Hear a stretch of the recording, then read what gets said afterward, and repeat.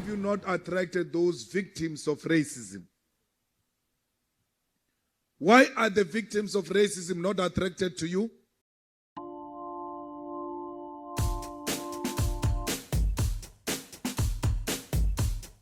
Julius Malema has just been found guilty by South Africa's Equality Court for hate speech.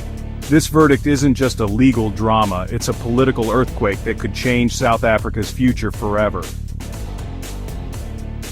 The EFF leader didn't just lose a court case, he lost it for statements the court says crossed the line from political speech into direct calls for racial violence.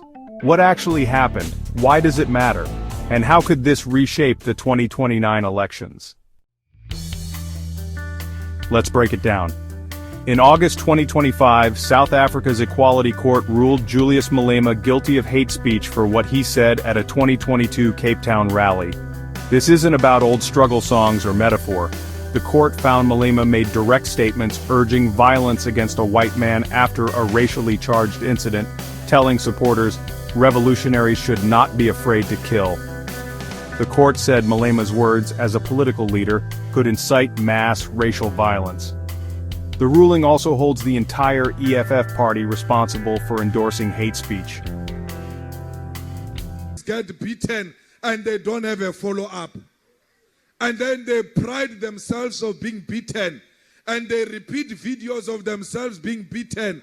And we must vote for them because they were beaten by a white man that they've never followed up on the same white man that has beaten them up. Tell that white man to try me. I'll come many times here in Western Cape appearing a court case because no white man is going to beat me up and call my... EFF's response? They call it an attack on revolutionary language and freedom of speech. Malema's team claims they're fighting white supremacy, not white people. They're appealing the judgment.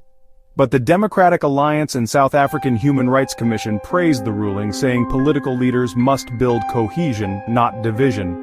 Now, this gives Malema's opponents real ammo to question his fitness for leadership. For his supporters, it could make him a martyr. For moderate voters, it's a warning sign. South Africa's economy is struggling, unemployment is sky high, and racial tensions are real. This ruling forces the EFF to decide, double down on radical messaging, or moderate to avoid more legal trouble. For the courts, it's a clear line. Hate speech by politicians won't be tolerated. Will Malema's base rally, or will this verdict push voters to the ANC or DA? South Africa is at a crossroads. Malema's anger speaks to real frustration, but the law is drawing boundaries.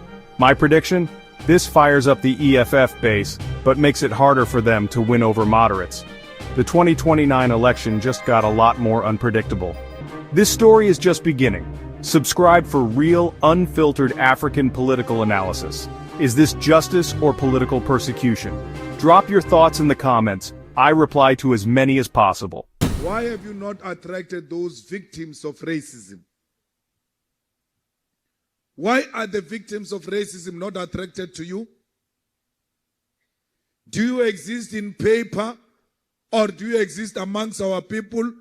And do you help these victims of racism to confront racism and nip it on the bud and make sure that racism is confronted here in the Western Cape?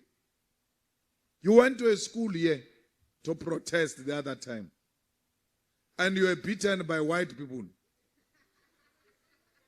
What is the fucking problem? Come to the move! Move! Piece of shit! Move! Move! Move! Move! Fighters! Fighters! I'm a potato! Fighters! Fighters! Fighters! Fighters! Fighters! Fighters! I'm a potato!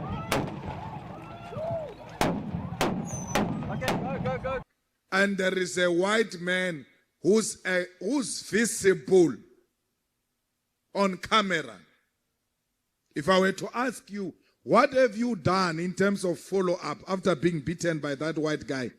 Why have you not, as a revolutionary organization, followed up on that guy? him alone, to check that guy in an isolated space and attend to the guy properly.